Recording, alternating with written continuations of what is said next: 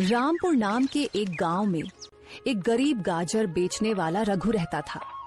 वह अपनी बेटी पूनम के साथ रहता था, जो बहुत ज्यादा बीमार रहा करती थी। रघु के पास एक छोटा सा खेत था, जहां वह गाजर उगाया करता था। रघु रोज अपनी टोकरी में गाजर रखकर पूरे गांव में घूम घूम कर बेचता था। गाजर ले लो गाजर, ताजा ताजा गाजर। हे भगवान, आज एक भी गाजर नहीं बिकी। पूनम के लिए दवाइयां भी लेनी है। अगर उसे दवा नहीं मिली तो उसकी तबीयत और बिगड़ जाएगी। रघु, क्या हुआ बेटा? इतने उदास क्यों हो? आज भी कोई गाजर नहीं बिकी क्या? मैं तो कहता हूं ये धंधा छोड़कर सेठ भूषण के पास काम पर लग जाओ। वह तुम्हें अच्छे खासे पैसे भी दे देगा। या फिर तुम अपने खेत में कोई और सब्जी उगा लो। नहीं काका, मेरा इससे गुजारा हो जाता है। सेठ भूषण के पास अगर कभी जरूरत हुई तो मैं जरूर काम करूंगा। रही कोई और सब्जी उगाने की बात तो काका, मेरा छोटा सा खेत है, उसमें एक ही सब्जी लग सकती है और मुझे गाजर उगाना अच्छा लगता है, इसलिए मैं गाजर उगा लेता हूं। हाँ बेटा, तुम बहुत अच्छे हो, पर क्या करें, तुम्हारी किस्मत खराब है। तुम्हारी बीवी की मृत्यु न होती तो आज तुम्हारा परिवार भी अच्छे से जीता। हाँ काका, वो तो है, पर क्या करूं? पूनम की तबीयत और बिगड़ती जा रही है और न ही मेरी गाजरें बिक रही है कि उसके लिए दवाइयां ला सकूं। तो सोच में पड़ गया हूं कि क्या करूं। अगर दवाइयां लेकर नहीं गया तो उसकी तबीयत बहुत ही खराब हो जाएगी। ठीक है बेटा, अभी तो ज्यादा वक्त नहीं हुआ, तुम जाओ, तुम्हारी गाजरें बिक जाएंगी। गाजर ले लो गाजर, ताजी ताजी गाजर। रघु आवाज लगाता हुआ जा रहा था कि सामने एक औरत खड़ी थी। उसने रघु से कहा, रघु भाई, इतना समय लगा दिया, मैं कब से आपका इंतजार कर रही हूँ। मेरा बेटा रो रहा है, मामा गाजर का हलवा बनाकर दो। मुझे 100 की गाजरें दे दो ताकि मैं अपने बेटे को गाजर का हलवा बनाकर दे सकूं। लो बहन, अभी दे देता हूं। रघु ने उसे गाजरें दे दी और आगे बढ़ा। ऐसे ही रघु घर घर जाकर गाजरें बेचता और अपने घर का गुजारा करता। गाजरें तो काफी बिक गई है और पैसे भी आ गए हैं। अब मैं जाकर पूनम के लिए दवा भी ले आऊं। कल भी उसने दवा नहीं खाई थी। रघु दवा लेकर घर चला गया। घर आकर उसने अपनी बेटी की ओर देखा, जो उदास सी बैठी थी। बेटी, देखो, मैं दवा लेकर आया हूं, दवा खाओ, तुम्हें अच्छा लगेगा। पिताजी, आप जानते हैं मैं ठीक नहीं हूँ, मेरा सिर बहुत दर्द कर रहा है। परेशान मत हो बेटी, बस दवा खाओ और आराम करो, दवा तुरंत असर करेगी। बेटी ने रघु की बात मानी और दवा खा ली। कुछ देर वे दोनों चुपचाप बैठे। फिर रघु ने मुस्कुराते हुए कहा, बेटी, कल से तुम्हें हर दिन यह दवा मिलेगी, बस तुम स्वस्थ रहो, बस यही मेरी खुशी है। पिताजी, आपको मेरी कितनी चिंता है मैं जानती हूँ। ऐसी ही बातें करते करते दोनों पिता और बेटी सो गए। रघु सुबह अपने खेत पर टोकरी साथ लेकर जाता और टोकरी भरकर गाजर तोड़ता, फिर उन्हें गांव में बेच देता। एक गांव में हरिया नाम का एक मेहनती किसान रहता था। गर्मियों की तपती दोपहरी में जब सब लोग पेड़ों की छांव में आराम कर रहे थे, हरिया अपने खेत में मेहनत करता रहता। उसकी जमीन बंजर हो चुकी थी, पर उसने ठान लिया था कि वो इसे हरा भरा बनाकर ही दम लेगा। हर दिन वो खेत में पानी डालता, जैविक खाद डालता और बीज बोता। गांव के लोग उसका मजाक उड़ाते, इतनी गर्मी में कौन खेती करता है? पर हरिया नहीं रुका। 3 महीने बाद जब पहली बारिश हुई तो उसके खेत में सबसे पहले हरियाली छा गई। लोग हैरान रह गए। जहां सबके खेत सूखे थे, वहां हरिया के खेत में फसल लहलहा रही थी।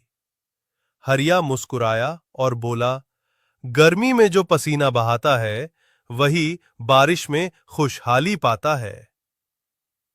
सीख: मेहनत और धैर्य कभी खाली नहीं जाते। गर्मी की दोपहर थी। धूप इतनी तेज कि छांव भी डर जाए। एक गरीब किसान लालटू खेत में नंगे पांव हल चला रहा था। पास से एक अमीर आदमी गुजरा। चमचमाती गाड़ी, एसी, कोल्ड ड्रिंक। उसने हंसते हुए कहा, इतनी गर्मी में पागल हो क्या?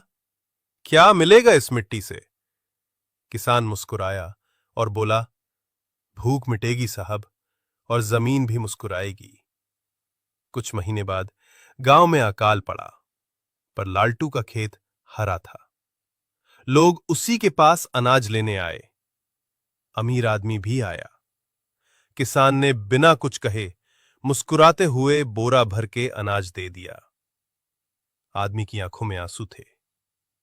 अब समझ आया पसीने की मिठास क्या होती है। सीख, गर्मी हो या मुसीबत, जो मेहनत से ना डरे वही असली अमीर होता है।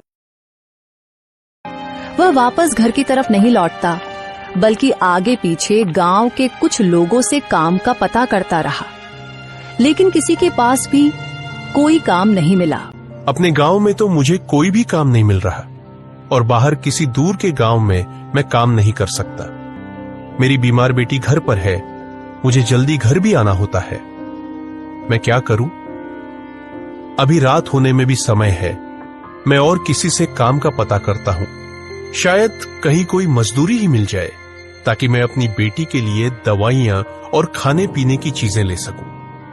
एकदम किस्मत मुझे किस मोड़ पर ले आई है, न जाने भगवान की क्या मर्जी है। रघु काम की तलाश में भटकता रहा, लेकिन उसे कोई काम नहीं मिला। वह रात को मायूस होकर घर की तरफ लौटा। घर पहुंचते ही उसकी बेटी ने पूछा, पिताजी क्या हुआ, आपको कोई काम मिला या नहीं? नहीं बेटी, सुबह से शाम तक काम की तलाश करता रहा, लेकिन किसी ने भी काम नहीं दिया। लेकिन तुम चिंता मत करो, मैं कल फिर से काम का पता करूंगा। तुम बताओ, तुमने दवा खाई है या नहीं, और तबीयत अब कैसी है? नहीं पिताजी, दवा तो सुबह ही खत्म हो गई थी। मुझे आपको बताने का याद नहीं रहा। ये क्या बोल रही हो बेटी? तुम्हें पता भी है तुम्हारी तबीयत कितनी खराब है। दवा के बिना तुम्हारा गुजारा नहीं है। फिर तुमने मुझे बताया क्यों नहीं? मैं जैसे ही पैसे करूं तुम्हारे लिए दवा लेकर आता हूं। आज तुमने ये गलती कर दी है, दोबारा ऐसा मत करना। तुम बैठो, मैं तुम्हारे लिए दवा लेकर आता हूं। पिताजी रात हो चुकी है, मुझे अकेले घर डर लगेगा। अब आप रहने दीजिए। वैसे भी आपके पास तो पैसे भी नहीं है, फिर मेरी दवा कैसे लाएंगे? बेटी, तुम्हारी दवा के लिए मैं किसी से पैसे उधार ले लूंगा, लेकिन मैं तुम्हारी दवा जरूर लेकर आऊंगा। तुम थोड़ा इंतजार करो। नहीं पिताजी, आप रहने दीजिए, सुबह ले आएंगे। मेरी तबीयत अब कुछ बेहतर है। ए भगवान, अब ये गाजरें जल्दी से जल्दी उग जाए, ताकि मैं इन्हें बेचकर अपने घर का खर्च चला सकूं। रघु खेत पर काम करके जब घर गया तो उसने देखा कि उसकी बेटी जमीन पर गिरी हुई थी। रघु ने जल्दी से बेटी को उठाया, चारपाई पर लिटाया और उसके मुंह पर पानी डाला। बेटी उठो, क्या हुआ तुमको? देखो मैं आ गया हूं, जल्दी आंखें खोलो। कुछ देर तक बेटी ने आंखें खोली। रघु को भी समझ आ चुकी थी कि एक दिन दवा न लेने की वजह से उसकी बेटी की यह हालत हुई है। मुझे जैसे भी करके अपनी बेटी के लिए दवा लानी होगी। मेरे पास जीने का एक ही सहारा है।